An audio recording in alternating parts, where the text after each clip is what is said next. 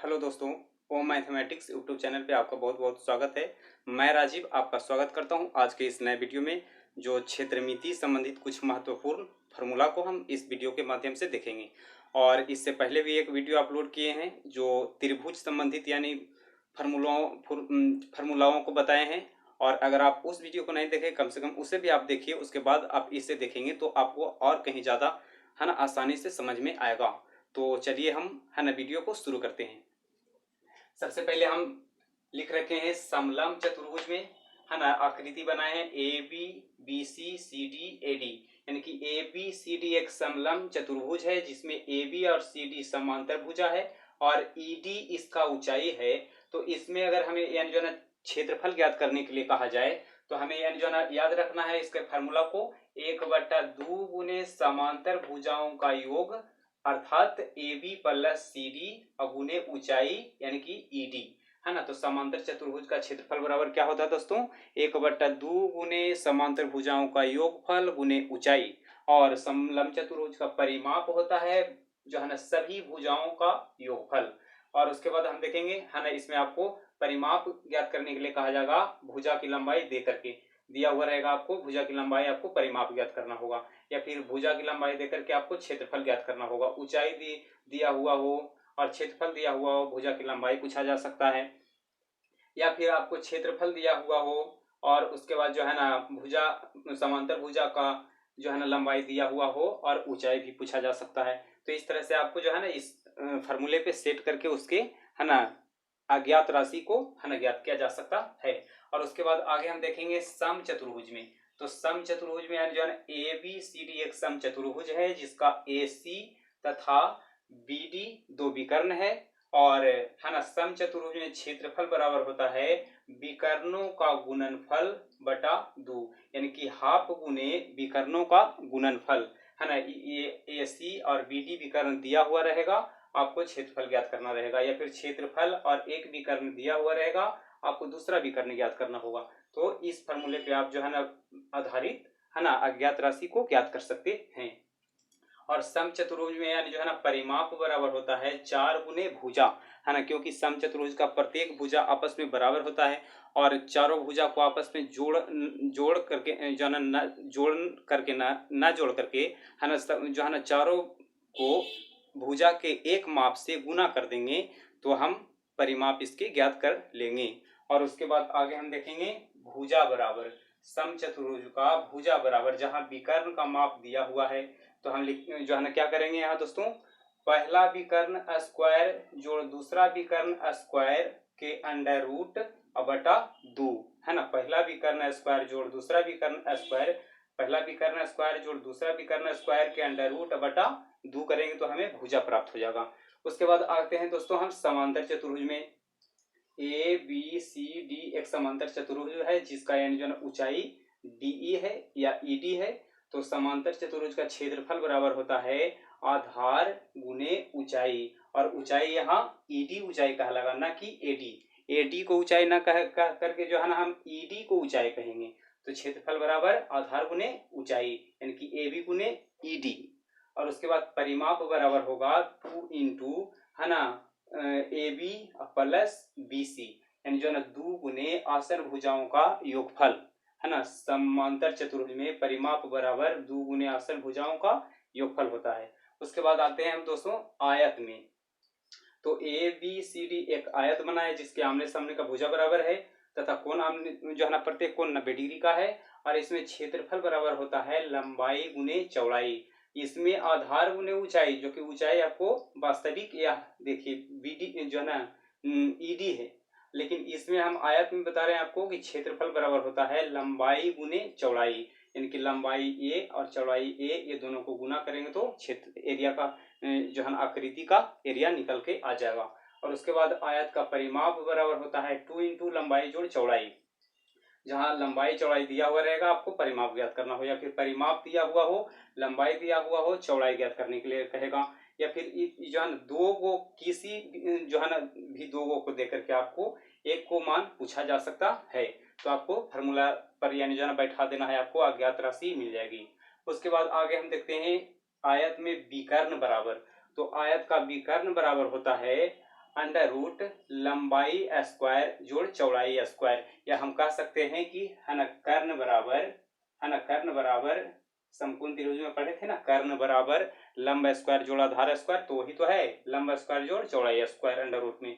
उसके बाद हम देखते हैं विषम बाहु त्रिभुज विषम बाहु चतुर्भुज में, तो ए बी सी डी एक विषम बाहु चतुर्भुज है, जिसका यानी जो है ना बी डी, इसमें सबसे बड़ा विकर्ण जो रहेगा ये आपको दिया हुआ रहेगा, तो बी डी विकर्ण पर है ना दो लंब डाला गया है, और ये दो लंब कौन है, सी एन तथा ए एम, और यहाँ सी एन और ए एम और डी है ना, यानी जो है ना बी डी का मान दिया हुआ अगर रहेगा, जिसे मान लेते हैं कि बी डी का मान दिया हुआ है डी, ए एम का मान दिया हुआ है h1 है ना, ये पहला ऊंचाई को है ना h1, और सी एन इसको हम दूसरा ऊंचाई कहेंगे h2, और कहा जाएगा कि इसके यानी जो है ना आप क्षेत्रफल बताइए, तो आपको करना क्या है ना dy2 है ना, यानी कि जो ये टोटल विकर्ण है इसके लंबाई को आधा करके इसके यानी जो है ना इन दोनों ऊंचाइयों के योगफल में गुना कर देंगे, तो आपको जो है ना विषम बाहु चतुर्भुज का क्षेत्रफल मिल जाएगा है ना।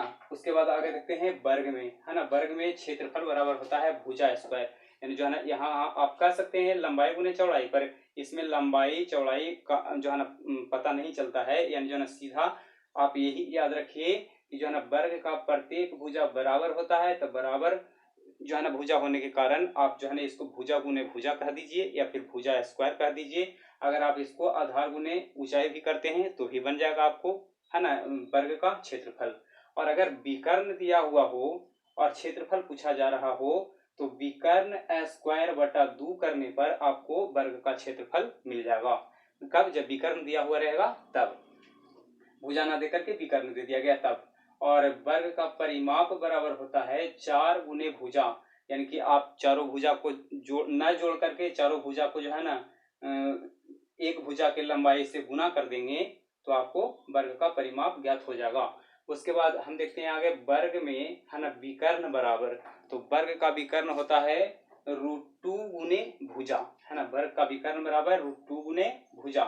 या फिर जो है ना क्षेत्रफल दिया हुआ हो और आपको विकर्ण पूछा जा रहा हो, तो वहां जो है ना उस चीज को निकालने के लिए, उस चीज को ज्ञात करने के लिए आपको याद रखना है √2 गुने क्षेत्रफल। जब क्षेत्रफल देकर के विकर्ण पूछे तो इस फॉर्मूले को है ना उपयोग करेंगे, और जब यानी जो है ना भुजा देकर के वर्ग पूछे तो इस फॉर्मूले का उपयोग करेंगे। उसके बाद आगे देखते हैं दोस्तों, है ना ये जो है ना ये इम्पोर्टेंट चीज, हालांकि है तो छोटी सी, पर यानी जो है ना बहुत सारे एग्जाम में इसे पूछा भी गया है। रास्ता सहित, रास्ता रहित, और रास्ता रहित कहने का मतलब होता है कि रास्ता को छोड़ करके, है ना, तो संबंधित यानी जो है ना क्षेत्र का क्षेत्रफल बताइए। अब यहाँ देखिए दोस्तों, अगर मान लेते हैं कि अगर कहा जाए कि 20 मीटर लंबे वर्गाकार मैदान के चारों तरफ 5 मीटर लंबा रास्ता है, तो रास्ता सहित है ना वर्गाकार मैदान का क्षेत्रफल बताइए। तो आपको इसका माप और इसका माप दे करके पूरा का यानी सम्मिलित रूप से क्षेत्रफल ज्ञात करने के लिए कहा जाएगा, या फिर आपको जो है ना इसका माप दिया हुआ रहे कि यानी जो है ना 40 मीटर लंबे जो है ना भुजा वाले वर्गाकार मैदान के अंदर है ना 5 मीटर लंबे रास्ता, 5 मीटर चौड़े रास्ता है, तो रास्ता छोड़ करके यानी जो है ना शेष जो है ना मैदान का क्षेत्रफल बताइए। तो देखिए यहाँ ये 40 बता रहे हैं और 5 मीटर कह रहा है कि चौड़ा रास्ता है, तो बताइए है ना 5 मीटर यहाँ, 5 मीटर यहाँ, और उसके बाद 5 मीटर यहाँ, तो बताइए कि यानी जो है ना टोटल 40 दिया हुआ था, 5 इन्हें काट दिए, 5 इन्हें काट दिए, तो अब यह कितना बचा आपको, है ना 5 5 10 तो कम गया, तो ये कितना बचा 30, तो इस भुजा को हम क्या कहेंगे 30। अब यानी जो है ना इसी आधार पे इसे हम बना लेंगे या नहीं। चलिए उसके बाद ये भी वही तरीका है, अगर आपको यानी जो है ना बाहर वाला दे करके और जो है ना रास्ते का चौड़ाई दिया हुआ हो और आंतरिक भाग यानी का क्षेत्रफल पूछा जा रहा हो, तो आप है ना कम करके दोनों तरफ यानी जो है ना जितना चौड़ा रास्ता हो दोनों तरफ उस लंबाई को जो है ना कम कर करके, और आप फिर से एक वर्ग जो है ना बना करके उसको वर्ग में जो है ना परिवर्तित करके आप उसका क्षेत्रफल ज्ञात कर सकते हैं। रास्ता छोड़ करके कहेगा तो यानी जो है इसका क्षेत्रफल, रास्ता सहित कहेगा तो ये टोटल का क्षेत्रफल, और अगर कहा जाए कि जो है ना जो है रास्ता का क्षेत्रफल, तो बड़का आकृति के क्षेत्रफल में से छोटका आकृति के क्षेत्रफल को घटा देंगे तो हमें मिल जाएगा रास्ते का क्षेत्रफल। तो ये तो हम वर्ग में देख लिए। उसके बाद आइए थोड़ा सा देखते हैं आयत में। तो आयत का यानी जो है ना अगर आयताकार मैदान हो जहाँ कहा गया है कि 20 मीटर लंबा तथा 15 मीटर चौड़ा आयताकार मैदान के चारों तरफ है ना 5 मीटर है ना 5 मीटर चौड़ा रास्ता है, तो रास्ता सहित आयताकार मैदान का क्षेत्रफल बताइए। तो है ना बताए थे आपको ये 20 रहेगा और ये 15 रहेगा।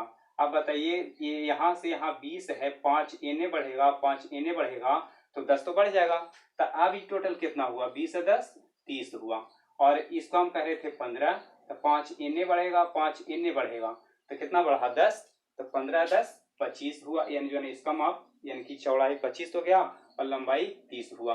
तो इस आधार से आप है ना आयत संबंधित जो नियम है उस पर आप जो है ना इसे आप ढाल करके बना सकते हैं। और आज का ये इतना ही जो है ना वीडियो, इसे हम यहीं रोकते हैं। फार्मूला को यानी जो है हाँ आपको एक्सप्लेन करने का जो है ना प्रयास करूँगा वीडियो के माध्यम से। और तब तक अगर यह वीडियो आपको अच्छी लगी हो तो इसे लाइक करें, दोस्तों के साथ शेयर करें, और अगर आप इस चैनल पर नए हैं तो चैनल को सब्सक्राइब करें कि ताकि आपको प्रतिदिन प्रोवाइड होने वाले वीडियो प्राप्त होता रहे।